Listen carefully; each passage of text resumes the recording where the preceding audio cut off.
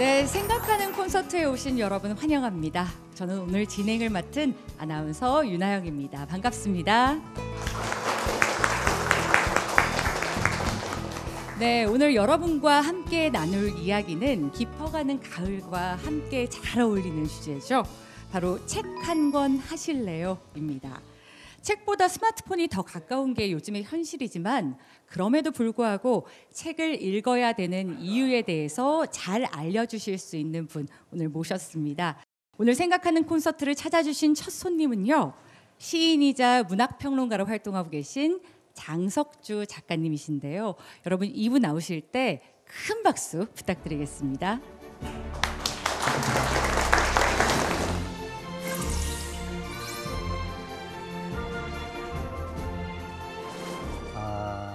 저는 파주 교화에 사는데 가까운 동네죠. 오늘 이렇게 얼굴을 마주 뵙고 책 읽기에 관한 얘기를 나눌 수 있어서 대단히 의미 있고 또 영광스럽게 생각합니다. 저는 평생 책을 읽고 쓰는 사람으로 살았습니다. 지금도 새벽 4시에 일어나서 책을 읽기 시작해서 평균 하루에 8시간 책을 읽고 씁니다. 보통 사람보다 훨씬 더 많은 책을 읽는 사람 중 하나인데요. 그러다 보니 책 읽기가 무엇인가에 대한 생각도 자주 하게 됩니다. 책 읽기라는 것은 어떤 망각에 저항하면서 자기 생을 돌아보는, 성찰하고 돌아보는 하나의 과정이라고 말할 수 있습니다. 책을 읽을 때 당연히 우리는 눈이라는 시각기관을 쓰게 되죠. 눈 중에서 특히 망막을 쓰는데 그 중에 안화라는 게 망막의 중심에 있는데 이게 빛에 반응하는 그런 세포가 밀집되어 있는 것입니다. 그래서 어떤 분은 독서를 눈이 하는 미친 짓이라고 이렇게 정의한 분도 있습니다. 그러니까 이 안화를 통해서 받아들인 정보를 해석하고 판독하는 일을 뇌에서 동시에 진행하는 것이 독서의 과정이라고 말할 수가 있습니다. 저는 어린 시절부터 책을 많이 읽었습니다. 왜 그렇게 됐는지는 저도 잘 알 수가 없는데 저 자신을 분석해 보면 아마도 어떤 외로움, 친구들과 잘 어울리지 못했던 것에 대한 그 반작용으로 책에서 많은 친구들을 찾았던 게 아닌가라는 생각이 듭니다. 제가 중학교 때쯤에는 밥 먹는 일보다 책을 더 좋아했고 밤을 새우는 일도 많았습니다. 그리고 책을 읽다 보니 자연스럽게 글도 쓰게 되어서 중학교 때부터 저는 시를 쓰고 소설을 시작했습니다. 그것의 폐해로 제가 성장기에 키가 크지 않아서 지금 그대로의 키입니다. 제 키가 중학교 2학년 때 컸던 키 그대로 머물러 있습니다. 그 뒤로 성장을 안 했습니다. 프랑스의 작가 마르셀 프루스트라는 작가는 책 읽기를 내면의 문 안쪽으로 들어가게 만드는 마법의 열쇠다라고 얘기를 합니다. 그러니까 그 책을 통해서 우리는 우리 안에 그르렁거리는 어떤 지식과 인식에 대한 욕망을 채우고 또 자기 자아를 비적하는 그런 과정에 들어가게 되는 거죠. 기원전 6세기에서 5세기 동안 살았던 공자라는 분은 논어에서 이렇게 유명한 얘기를 합니다. 배우고 때때로 그것을 익히면 이 또한 기쁘지 않은가. 배우고 익힌다는 것은 다시 말해서 책을 읽는다는 것입니다. 그것은 자기 수련, 자기 수양의 도를 닦아나간다는 뜻이겠죠. 이렇듯 책 읽기는 그 책에 들어있는 지식과 내용을 통해서 내 지식의 양을 늘리는 것뿐만이 아니라 그것을 통해서 내 자아와 인격이 성숙해지는 어떤 계기적 순간과의 만남이라고 말할 수가 있습니다.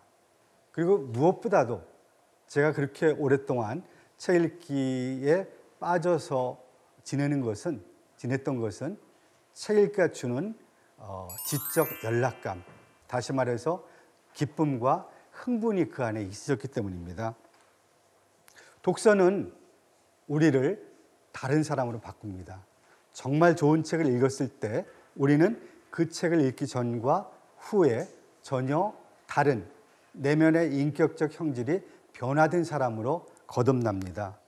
물론 모든 독서광들이 다 훌륭한 사람인 것만은 아닙니다. 놀랍게도 히틀러 같은 악인도 한때 엄청난 독서광이었고 국내에 히틀러가 읽은 독서 목록이라는 책이 나와 있기도 합니다. 그렇지만 모든 자기 인생에서 성공을 거둔 사람들은 한결같이 젊은 시절 독서광이었다는 사실을 우리는 알게 됩니다.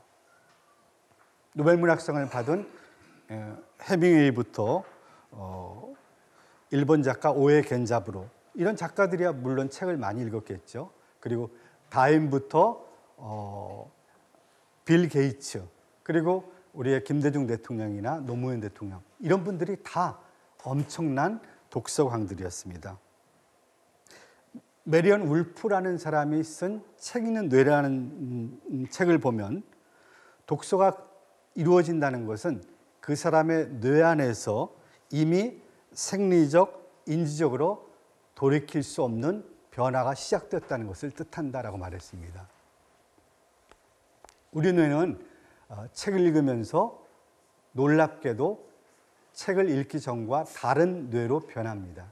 이건 상징적이고 추상적인 것이 아니라 실체적으로 뇌가 변합니다.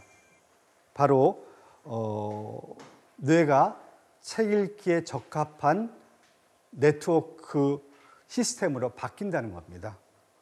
그래서 책 읽는 뇌로 변화한 그런 사람들은 책 읽을 때 주의력, 통찰력, 사고력이 책을 덜 읽는 사람보다 훨씬 더 뛰어난 경우를 많이 볼 수 있습니다. 그들의 뇌는 독해 프로세스에 최적화된 상태로 이미 변화된 뇌이기 때문에 그렇습니다. 인류가 독서를 발명해낸 것은 아무리 길게 잡아도 3000년 안쪽입니다. 중세 때까지만 해도 인류 대부분, 적어도 95%의 사람들이 책을 읽을 수 없는 문맹자였습니다. 오늘날 인쇄, 제지, 안경, 이런 독서와 관련된 물리적 기반이 만들어진 것은 15세기입니다. 그러니까 오늘날과 같이 우리가 하는 독서 행위가 일반화된 것, 친숙해진 것은 불과 600년밖에 되지 않았다는 것입니다. 중세 이전에는 문자를 해독하는 사람들이 없었으니까 책을 읽지 못하는 것, 또 문맹자를 사는 것이 불편하지도 않고 부끄럽지도 않았습니다. 그러나 현대에 들어와서 거의 모든 사람들이 문자를 해독하고 책 읽는 세계로 들어오면서 인간이 만든 기억과 지식과 정보의 양이 폭발적으로 늘어납니다. 그래서 책을 많이 읽는 사람과 책을 읽지 못하는 사람 사이에 어떤 지적 역량은 큰 차이로 벌어지게 됩니다. 분명한 것은 우리가 책을 읽지 않는다고 해서 죽거나 병들지는 않습니다. 살아가는데 독서를 하지 않는다고 해서 어떤 장애가 생기는 것은 아니라는 얘기죠. 그래서 어떤 사람들은 살아가는데 독서 따위는 필요치 않다라고 말하는 사람도 있습니다. 그래서 한국의 통계를 보니까 1년에 책을 한 권도 읽지 않은 사람이 10명 중 6명이나 된다고 합니다. 정말 독서를 많이 하지 않죠. 그렇지만 책을 읽지 않은 사람이 겉모습이 멀쩡해 보인다고 해서 그의 내면도 멀쩡하다고 볼 수는 없습니다. 책을 읽지 않는 사람들은 대개 자기 주체적 생각을 많이 갖지 않습니다. 그 말은 그의 뇌가 타인의 의견에 혹은 타인의 사상에 쉽게 조종될 수 있는 그런 뇌가 된다는 것입니다. 그리고 뇌의 유연성, 학습 능력의 양이 떨어지고 뇌의 유연성이 떨어져서 사고와 분별 능력이 떨어집니다. 그래서 대개 이런 사람들의 생각 혹은 사상은 다른 사람들에 휩쓸려 가게 됩니다. 자기 주체적 판단과 분별이 없이 다른 사람들의 생각에 동조하게 된다는 것이죠. 책을 읽는다는 것은 주체적이고 창의적으로 살아가기 위해서 반드시 필요한 과정입니다. 그리고 더 효율적으로, 더 집중해서, 더 내 자아를 성숙하고 인격을 닦는 책 읽기를 위해서 우리 뇌를 책 읽는 뇌로 바꿔주는 훈련을 계속해야 됩니다. 이것은 독서의 몰입을 통해서만 만들어질 수 있습니다. 그러니까 스마트폰이나 그런 전자기기의 그 커서가 깜빡거리는 화면을 통해서도 우리는 물론 지식과 정보를 받아들일 수 있지만 그런 상태에서는 우리의 뇌가 변환되지 않는다는 것이죠. 오직 활자로 고착된 책을 읽을 때만이 우리 뇌가 책 읽는 뇌로 변화되고 우리를 주체적 삶으로 이끌어 간다고 말합니다. 여러분들은 남의 생각에 따르는 그런 삶을 살기를 원합니까? 그렇지 않다면 주체적이고 창의적인 나만의 의미를 가진 삶을 살기를 원하십니까? 우리는 분명히 자기만의 의미를 가진 삶을 살기를 원할 것입니다. 그렇다면 우리의 뇌를 책 읽는 뇌로 바꿔주는 그런 반복적인 학습과 훈련을 게을리해서는 안 될 것입니다. 제 강연은 여기까지입니다. 고맙습니다.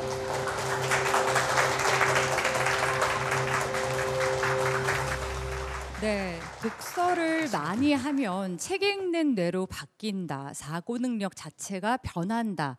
이 말씀이 저는 굉장히 인상적이었는데요. 책을 읽으면 우리의 삶에 어떤 변화들이 생기는지 장석주 작가님의 좋은 말씀 고맙습니다.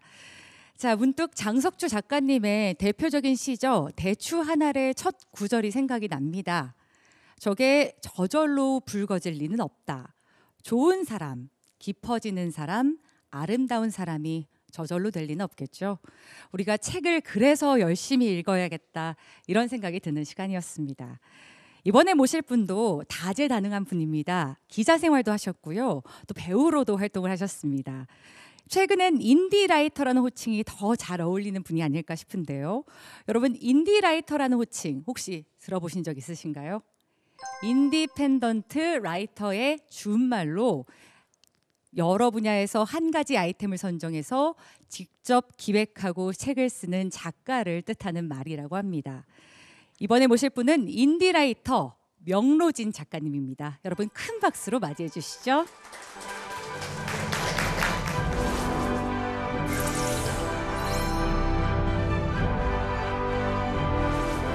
오늘 특강을 하게 된 명로진입니다. 잘 부탁합니다.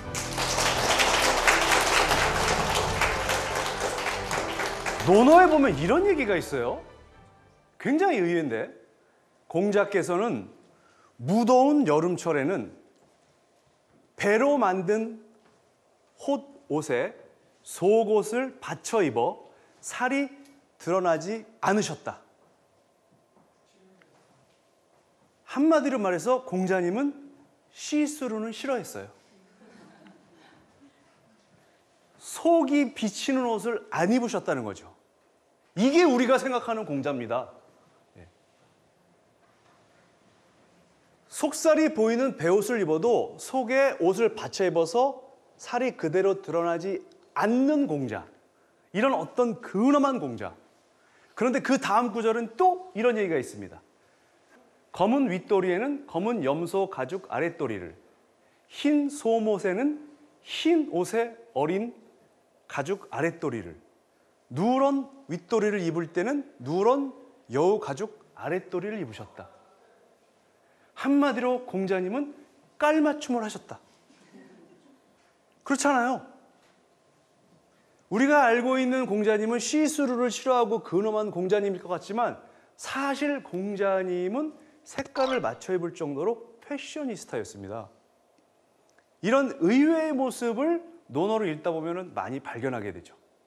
방바닥엔 여우와 담비의 두꺼운 모피를 깔아두셨다. 상을 치르고 나면 온갖 폐옥을 다 차셨다. 해옥이라는 건 현대적으로 액세서리를 말합니다. 공자님 팔찌도 하시고 목걸이도 하셨어요. 예? 허리띠도 아주 멋있는 거 하고. 이런 사람이 공자입니다. 그런데 왜 우리는 논어를 어렵게 생각하고 공자 그러면 막 고리타분하고 아재 개그 할 것 같고 근엄하게만 생각을 할까요? 고전을 재미없다고 생각해서 그런 것 같습니다. 중국의 곡부의 공자연구원에 가면 로비에 이런 조각이 있습니다. 가운데 앉아있는 분이 공자 선생님이고요. 4명의 제자가 있습니다. 공자 선생님이 4명의 제자를 모아놓고 물어봅니다. 야, 너희들 여기서 배우고 나서 밖에 나가면 뭐 할 거니? 4명의 제자가 차례대로 대답을 합니다. 자로가 나서서 저는 국방장관이나 장군 같은 걸 하고 싶어요. 그래, 너는 잘할 수 있을 거야. 그 옆에 염유라는 제자가 저는 작은 마을의 시장이나 군수를 하고 싶습니다. 그래, 너도 잘할 수 있을 거야. 공서화라는 제자가 저는 의전 담당관이나 외교관이 되고 싶은데요. 그래, 그것도 좋지. 그 옆에 증점이라는 제자가 있었어요. 이 사람인데 앞에 뭐가 놓여 있죠? 저게 검은고입니다. 그때까지 증점은 검은고를 타고 있었어요. 공자는 제자들을 가르칠 때 꼭 백그라운드 뮤직이 있어야 돼. 그래서 공자가 제자들과 이야기하고 있을 때 증석은 옆에서 검은고를 띠리링 띠리링 치고 있었죠. 공자 선생님이 마지막으로 묻습니다. 증점아, 증점과 증섬은 같은 이름인데요. 증점아, 너는 나중에 여기서 나가면 뭐 하고 싶니? 증점이 검은고를 치다가 띠링 하고 세워놓습니다. 저는 저 세 사람들하고 생각이 다른데요. 괜찮아, 얘기해봐. 이런 얘기를 합니다. 증점이. 늦은 봄에 옷을 멋지게 지어 입고 어른 5-6명, 어린아이 67명과 함께 기수에서 목욕하고 무에서 바람을 쐬고는 노래를 읊조리며 돌아오렵니다. 이 기수는 아주 맑은 물이 흐르는 강이고요. 무는 제사를 지내는 곳인데 굉장히 널찍한 바위가 있는 곳이었대요. 지금으로 말하면 뭐예요? 댄스 플로어. 자, 이걸 현대적으로 해석하면 이런 겁니다. 증점이 말했어. 아유, 저는 국방장관, 시장, 군수 이런 거 싫고요. 그냥 알마니 스타일로 옷 좀 멋있게 빼어 입고 저와 뜻이 맞는 사람들과 함께 홍대 클럽에 가서 춤추고 올 거예요. 자, 여러분들이 생각하는 공자는 이렇죠. 저렇게 대답하는 놈, 야, 너는 공자한테 배웠다는 제자가 그렇게 얘기하면 되겠니? 이렇게 얘기할 것 같죠. 근데 공자가 뭐라고 그랬냐면 논어에서 이렇게 얘기했어요. 아, 나는 점이랑 같이 가련다. 이런 사람이 공자입니다. 우리가 생각하는 것 이상으로 재미있고 열려있고 유머가 있는 분이 공자예요. 그런데 나는 점이랑 같이 가련다라는 이 대목을 더럽게 재미없게 해석해놨어. 기존의 논어에 뭐라고 해석해놨냐면 나는 점이를 허락하련다. 뭘 허락해, 허락하긴. 같이 간다는데. 왜 그렇게 썼을까요? 공자가 고리타분하고 근엄하다고 생각했던 그동안의 수많은 번역가들이 나는 점이랑 같이 홍대 클럽에 가련다라고 못 쓴 거야. 공자 그런 사람 아닙니다. 굉장히 재밌게 웃긴 사람입니다. 논어의 첫 구절이 이런 말이 나오죠. 배우고 때로 익히면 기쁘지 아니한가. 친구가 있어 먼 곳에서 찾아오면 즐겁지 아니한가. 사람들이 알아주지 않아도 성내지 않으면 그 또한 군자라고 할 수 있지 않은가. 보통 여기까지 읽고 집어 던집니다. 그죠? 이 문장은 아시죠? 저도 여기까지 읽고 수백 번 집어 던졌어요. 왜? 그 다음부터는 되게 어렵거든요, 공자가. 논어가. 배우고 때로 익히면 기쁘지 않은가. 공자는 왜 이런 얘기를 했을까요? 공자가 할 일이 그것밖에 없어. 책 읽는 것밖에 없어요. 하금 무사의 3번째 부인과의 사이에서 태어났습니다. 어렸을 때부터 어려웠어요. 그런데 머리가 굉장히 좋아.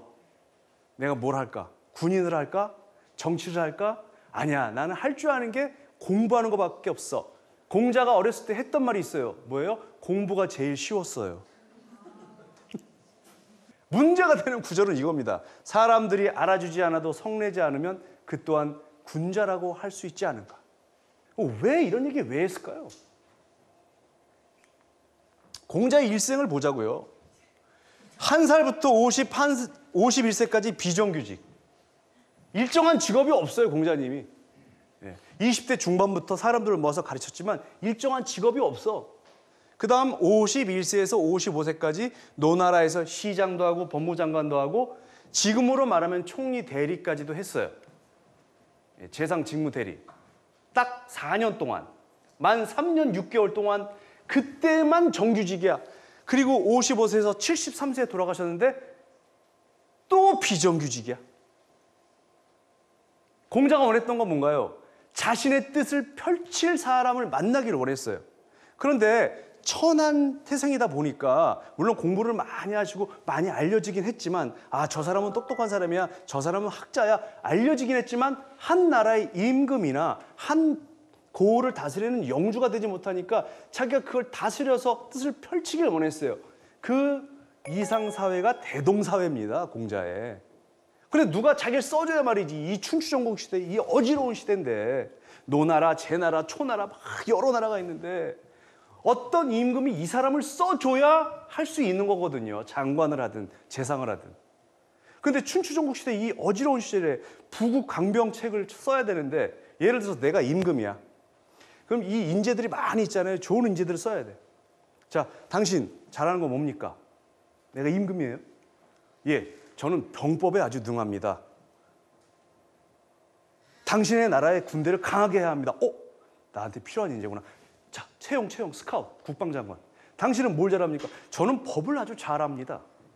법을 확실하게 세워야 됩니다. 채용. 당신은 뭘 잘합니까? 예, 저는 농업 생산량을 늘리는 방법에 대해서 잘합니다. 채용. 공자가 찾아와서 공자라고 많이 듣기는데 당신은 뭘 잘합니까? 예, 사람은 인해야 됩니다. 사람은 효도를 잘해야 됩니다. 누가 써주냐고요. 그러니까 맨날 비정규직이죠. 73년 동안 일생을 73년 사는 동안 69년을 비정규직이야. 한마디로 69년 동안 평생 취준생. 얼마나 힘들어요. 내가 능력도 있고 내가 나만 시켜주면 잘 할 수 있는데 근데 오히려 공자의 제자들은 잘 스카웃돼서 여러 곳에서 일을 하러 갑니다. 공자가 제자들과 함께 있는데 저기서 사신이 와요. 공자가 탁 옷을 차려입고 나를 부르러 오는구나. 사신이 쫙 찾아서 저 노나라에서 공자 제자님 염류를 이번에 장관으로 스카웃했습니다. 공자도 사람인지라 그래 염류 잘됐다. 가서 열심히 일해라. 나는 또 취준생이구나. 그래 열심히 해. 1년 뒤에 또 사신이 와. 공자 선생님 탁 옷 입고 있는데 저 초나라에서 자공을 쓴다고 합니다. 그래 잘 가서 열심히 해라. 그래 나도 뭐 기회가 또 오겠지. 그래, 잘 갔다 와. 이게 공자의 심정이에요. 평생 취준생. 자, 다시 한번 읽어볼게요. 사람들이 알아주지 않아도 성내지 않으면 그 또한 군자라고 할 수 있지 않은가. 공자 선생님 자는 머리맡에다 이거 써놓고 왜 나는 안 알아줄까? 내가 내 제자들보다 훨씬 능력이 있는데 나 시켜만 주면 잘할 수 있는데 나도 좀 다시 한번 정규직으로 들어가고 싶은데 저거 써놓고 그래 오늘 하루도 화내지 않았으니까 나는 군자야 이랬던 구절입니다. 피 맺힌 구절입니다. 저게. 공자 선생님의 또 다른 면을 볼 수 있는 이야기입니다. 맹인인 음악 선생님 면이 뵈러 왔을 때 계단에 이르자 공자께서는 계단입니다 라고 말씀하셨고 자리에 이르자 공자께서는 자리입니다 라고 말씀하셨다. 모두 앉자 공자께서는 그에게 아무개는 여기 있고 아무개는 저기에 있습니다 라고 일러주셨다. 면 선생이 나가자 자장이 여쭈었다. 그렇게 하는 것이 맹인 악사와 말씀하실 때의 도리입니까? 공자께서 말씀하셨다. 그렇다. 그것이 본래 앞이 보이지 않는 악사를 도와주는 돌이다. 공자를 가르치던 맹인 악사 면이라는 선생님이 오셨습니다. 막대기 짚고 왔겠죠. 공자 선생님은 그가 얼마나 불편할지를 잘 알기 때문에 선생님 여기 계단이 있습니다. 아 알았어요. 선생님 여기 자리가 있습니다. 아 고마워. 선생님 여기 자로와 자공이 있고 이쪽에는 염료와 아내가 있습니다. 오케이 자 지난번에 배운 거 한번 쳐보자. 띠리링 띠리링 자로야 거기 두 번째 줄 튜닝 좀 잘해라. 이런 모든 행위를 하고 가니까 자장이란 제자가 물어봅니다. 아 맹인 악사를 대할 때는 그렇게 해야 되나요? 왜 물어봤을까요? 자장이 30년 동안 살면서 그런 모습을 본 적이 없어. 장애인을 그렇게 도와주는 모습을 본 적이 없는 거죠. 공자 선생님은 세계 최초의 장애인 복지를 생각하셨던 분입니다. 사랑하는 마음이 있었기 때문에 그랬겠죠. 논어를 읽다 보면 이렇게 다양하고 재미있고 열려있고 합리적이고 유머 넘치는 공자의 모습을 많이 볼 수 있습니다. 이렇게 재미있는 고전이 우리에게 전해져서 동양 사상의 중심되고 핵심이 되는 사상을 이뤘겠죠. 여러분도 고전을 읽으면서 재미와 즐거움을 많이 찾으시길 바랍니다. 감사합니다.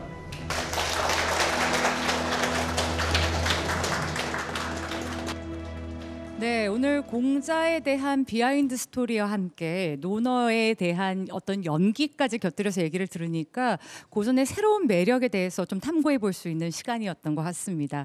자, 이제 마지막 연사분 모셔볼 차례인데요. 이분은 작가이자 출판 편집인이자 여러 가지 직함이 있습니다만 아마도 이분께 가장 잘 어울리는 호칭은 제가 생각하기에 책 읽어주는 아빠가 아닐까 싶습니다. 아이들에게 13년째 책을 읽어주고 계시는 자상한 아빠 옥명호 편집장님 이곳으로 모시겠습니다. 함께 나와주세요.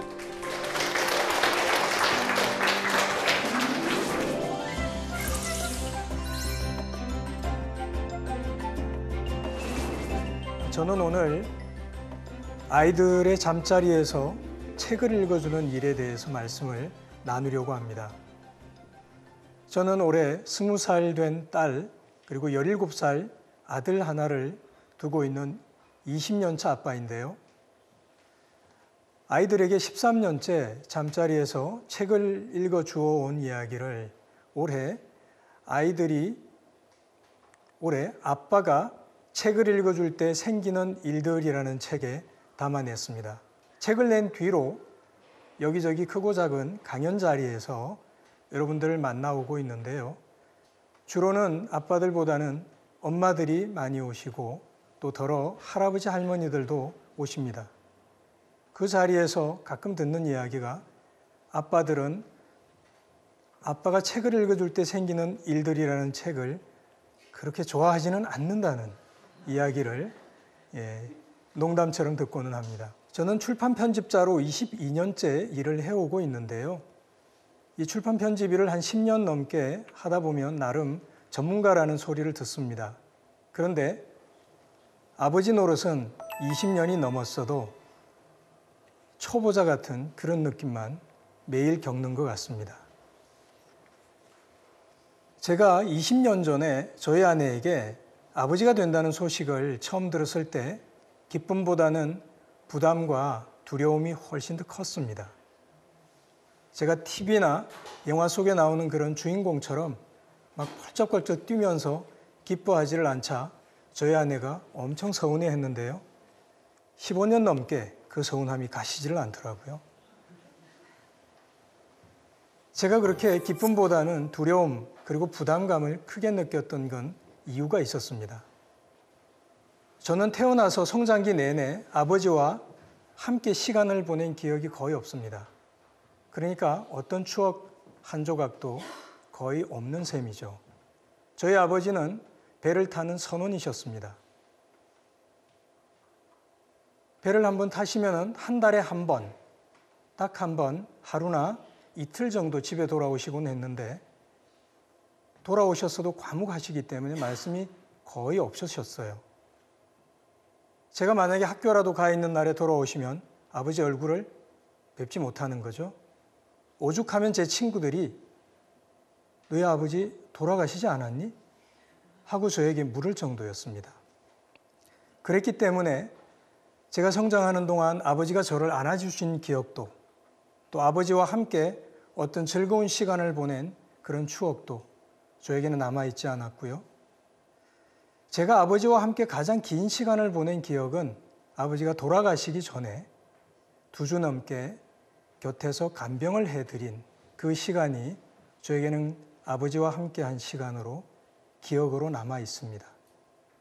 그렇게 저에게 아버지라는 존재는 말이 없거나 곁에 없거나 하는 그런 존재로 남았습니다.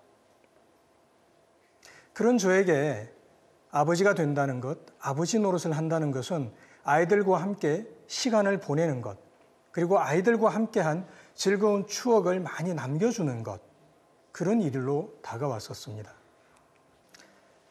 그런데 제가 막상 아버지가 되고 나니까요, 현실은 전혀 달랐습니다. 야근이 자주 있었고요, 또 퇴근이 늦었고요. 그러다 보니까 아이들과 주중에는 함께할 시간이나 또 함께할 에너지가 남아있지 않는 그런 날이 계속 되더라고요. 출간 일정이나 마감일을 맞추기 위해서 주말이나 공휴일에도 일을 하다 보니까 그때도 아이들과 함께할 시간이 많지 않았습니다. 그래서 어느 날 이대로는 안 되겠다. 위기감이 들더라고요. 어떻게 하면 주중에 짧게라도 늦게 퇴근을 해도 아이들과 함께 시간을 보낼 수 있을까? 그 고민을 하던 중에 아이들의 책꽂이에 꽂혀 있는 책이 눈에 들어왔습니다. 그 책을 보는 순간, 다른 건 못해도 몸이 아무리 지쳐있고 파김치처럼 늘어져 있어도 목소리만 멀쩡하면, 입만 살아있으면 책 읽어주는 건 할 수 있지 않을까? 이런 생각을 하게 됐죠. 그렇게 해서 잠자리에서 잠들기 전에 아이들에게 책을 읽어주는 일이 시작이 되었습니다. 제가 아이들의 방에 가서 두 아이와 함께 책을 읽던 그 시간, 그 모임을 저는 밤의 낭독 공동체라고 이름을 붙였습니다. 물론 저 혼자 좋아서 붙인 이름이기 때문에 아이들은 아무도 모릅니다. 그렇게 함께 밤마다 추억을 쌓고 함께하는 시간을 공유해왔는데요. 한 10년 정도 책을 읽어주었을 때 처음으로 제가 아이들에게 물어봤습니다. 얘들아, 아빠가 한 10년 넘게 책을 읽어주고 있는데 너희들은 어떤 게 제일 좋아? 아이들이 이렇게 대답하더라고요. 아빠랑 밤마다 추억을 쌓아왔잖아요. 그 덕분에 아빠하고 친구처럼 대화할 수 있는 것 같아요. 또 이런 얘기도 하더라고요. 다른 무엇보다도 아빠 목소리를 들으면서 잠이 드는 그 시간이 가장 좋았어요. 그 말이 저를 행복하게 했습니다. 그런데 언젠가 제가 출장 때문에 아이들에게 2주 넘게 책을 읽어주지 못할 상황이 생겼습니다. 제가 너무 아쉬웠습니다. 그 시간을 아이들과 책을 읽어주지 못하고 아이들과 함께 하지 못한다는 게 너무 아쉬워서 고민하다가 방법을 생각해낸 게 녹음 테이프에 날마다 읽어주는 분량을 그대로 이어서 출장 기간만큼 녹음해놓고 가면 되지 않을까. 그렇게 생각을 해서 녹음을 했던 것이죠. 출장 기간 동안 아이들은 아빠는 곁에 없었지만 아빠의 목소리를 날마다 변함없이 들으면서 잠이 들었습니다. 그렇게 듣다가 한 주 정도 지났을 때 아이들이 아빠가 보고 싶다면서 두 아이가 껴안고 펑펑 울었다는 이야기를 나중에 출장을 마치고 돌아와서 들었습니다. 그 일도 저희 가족에게는 굉장히 즐거운 추억으로 남았습니다. 책을 아이들에게 읽어준 것은 의무감 때문에 시작했습니다. 그런데 13년간 이어올 수 있었던 것은 행복감 덕분이었습니다. 제가 아이들에게 주로 읽어준 책은 스토리북이었습니다. 고전 동화 혹은 고전 작품들이었죠. 물론 현대 소설과 시집, 성서도 읽어주기도 했습니다. 그렇게 아이들에게 책을 읽어주다 보니 제가 생각지 못한, 계획하지도 않은 부수적인 효과가 나타나더라고요. 두 아이에게 제가 따로 글쓰기를 가르쳐 준 적이 없었는데 두 아이 다 글쓰기와 또 발표하는 데 재능을 보였습니다. 우리는 누구나 건강하고 행복하게 살아가기를 원합니다. 모든 사람들이 그럴 겁니다. 이 건강하고 행복한 삶에 대해서 미국 하버드 연구팀에서 세계 최장기간 연구한 내용이 있었습니다. 1938년부터 백인 남자 724명을 대상으로 연구를 했는데요. 한 그룹은 하버드 대학 재학생 그룹이었고요. 다른 한 그룹은 빈민가정의 문제 가정의 출신 청소년들 그룹이었습니다. 이 두 그룹을 대상으로 이 두 그룹의 백인 남성이 그 전 생애를 추적한 연구였는데요. 그 연구 결과 보고서만 수만 페이지가 넘는 분량입니다. 이 엄청나고 방대한 연구의 결과, 즉 인간이 어떻게 하면 행복하고 건강한 삶을 살 수 있는지에 대한 이 방대하고 엄청난 미국 하버드 대학 연구팀의 연구 결과가 뭔지 아십니까? 들으시면 조금 흐탈하실지도 모르겠는데요. 그 비결이 뭐냐 하면 친밀하고 좋은 관계였습니다. 이 말을 바꾸어 얘기하면요. 관계의 결핍이, 관계의 가난이 우리를 병들게 하고 우리를 불행하게 한다는 얘기입니다. 우리나라 아동 청소년들은요, OECD 국가 가운데에서 주관적인 행복 지수가 가장 낮은 수준이라고 알려져 있습니다. 올해 5월 어린이날을 맞아서 한 어린이 재단에서 연구 결과를 발표했습니다. 어떤 연구 결과였냐 하면요. 언제 가장 행복한지를 아이들에게 물었습니다. 그 질문에 대해서 아이들이 가장 많이 대답한 답은 뭔지 아세요? 가족들과 함께 시간을 보낼 때였습니다. 그런데 역설적인 거는요. 같은 연구조사에서 우리나라 아동 청소년들이 하루 중에서 가족과 함께 보내는 시간 몇 분이었는지 아십니까? 13분이었습니다. 하루 24시간 중에 13분, 100분율로 따지면 0.9%. 그 0.9%의 시간만 보내고 있다는 것이죠. 우리 자신부터, 그리고 오늘 밤부터 당장 한 권의 책을 들고 아이들이 잠들려고 하는 방으로 다가가서 책을 읽어주시는 건 어떨까요? 아이들이 잠들기 전 15분, 엄마가, 그리고 무엇보다 특히 아빠가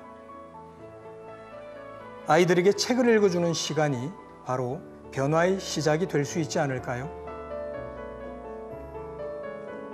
지금까지 제 이야기를 들어주셔서 감사합니다.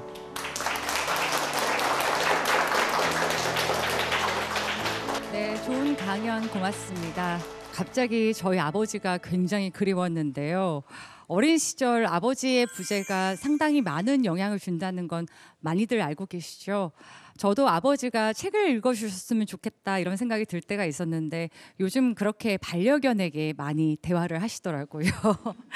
조금 안타까운 현실입니다만 많은 부모님들이 어릴 때 15분이라도 이렇게 시간을 좀 내서 짬을 내서 책을 읽어주시면 아이들이 살아가는 데 있어서 삶의 자양분이 되지 않을까, 좀 더 현명한 삶을 살아내는데 분명한 밑거름이 되지 않을까 이런 생각이 들었습니다. 자, 오늘 강연을 듣고 나니까 책이 지닌 힘이 실로 놀랍고 크다 이런 생각이 들었는데 여러분의 생각은 어떠신지 궁금합니다. 이어지는 꼬리에 꼬리를 무는 생각 코너에서 여러분이 갖고 계신 생각과 궁금증들 풀어보는 시간 마련할 텐데요.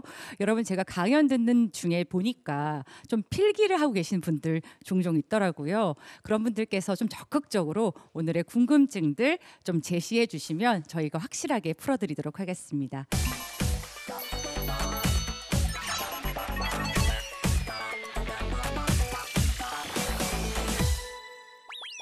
네, 오늘 짧지만 이 내실 있는 세 분의 강연들을 듣고 즉석에서 떠오르는 생각들 여기 모여 계신 분들이 써주셨는데요.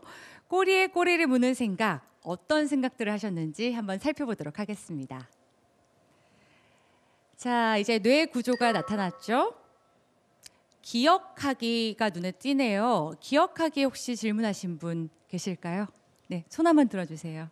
네, 예, 안녕하세요, 아버님. 안녕하십니까. 예, 이거 기억하기는 어떤 질문인가요?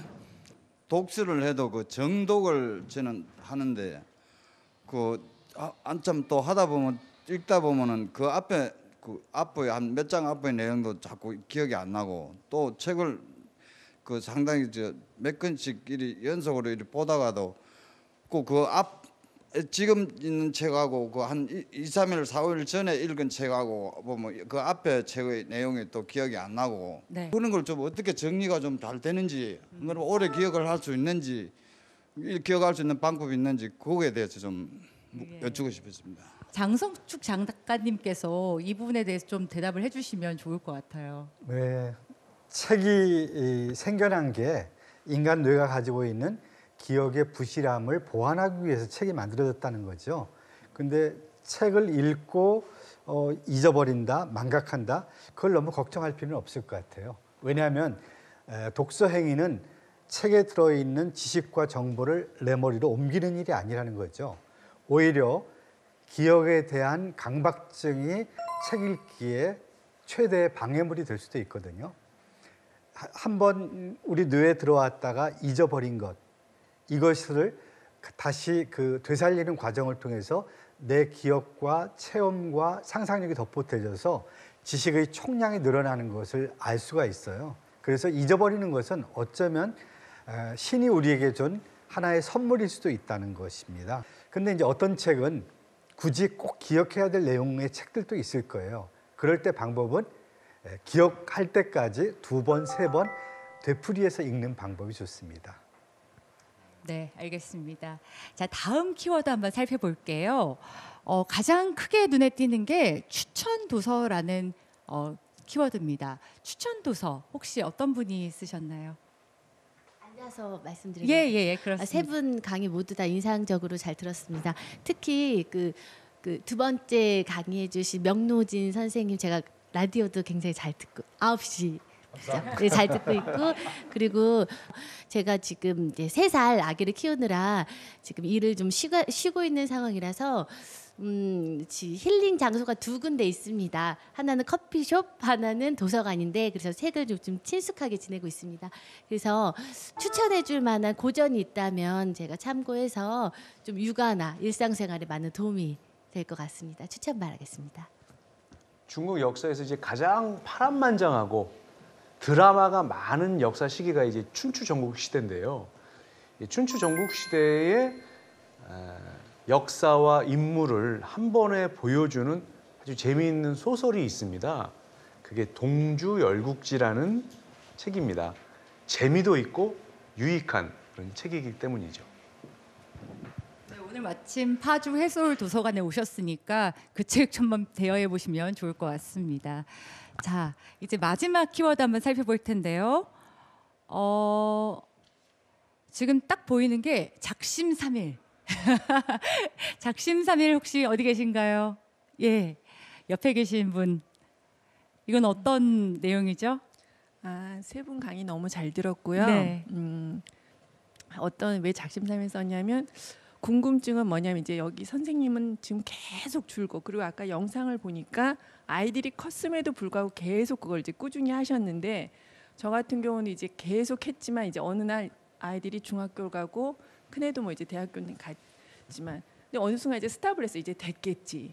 그랬는데 오늘부터 만약에 또 우리 남편이나 제가 시작을 한다면 아이들이 일단 거부할 것 같아요. 됐어요. 들어오지 마세요. 하지만 오늘 또 이렇게 좋은 강의를 듣고 또 막 마음이 앞서서 그래도 해봐야지 하지만 아이들이 일단 거부를 하는데 그럼에도 불구하고 이제 시작을 했어요.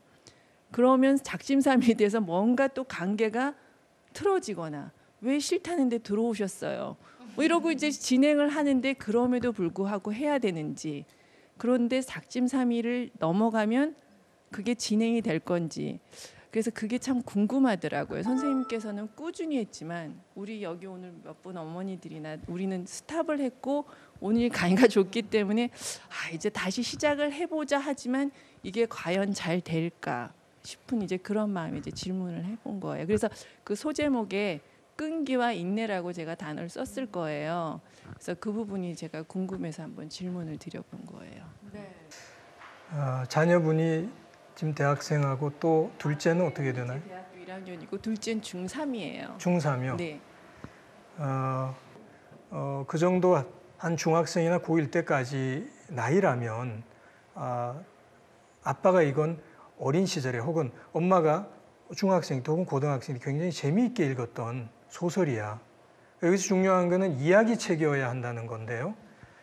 소설이거나 아니면 재미있게 읽었던 책이라고 소개를 좀 해주면서 이 책이 왜 아빠에게 엄마에게 재미있었는지를 이야기를 좀 들려주시면서 먼저는 그렇게 다가가시면 어떨까 싶습니다. 책 이야기를 하고 그러면서 책을 한 번씩 이렇게 시도를 하게 되면 설령 3번 혹은 4번 그 이상 아이가 회피한다 하더라도 이 책은 어떠니? 이 책 굉장히 재밌는 책이라 그러더라. 혹은 아이한테 너 어렸을 때 굉장히 재밌게 읽었던 책, 이 책 기억나? 그러면서 어렸을 적 아이의 그 추억을 좀 회상시켜 주면서 다시금 다가가는 노력을 해보시면 어떨까 생각합니다. 자, 작가 카프카는요, 책은 내면에 존재하는 얼어붙은 바다를 깨는 도끼다, 이런 말을 했습니다. 얼어붙어 있는 나를 깨고 새롭게 변화시켜서 더 풍요로운 인생으로 나아갈 수 있는 방법, 오늘 계신 여러분들 좀 느끼셨을 거라 생각이 듭니다. 그런 의미에서 이 가을날 여러분께 다시 한번 권해드립니다. 책 한 권 하실래요? 네, 생각하는 콘서트였습니다. 고맙습니다.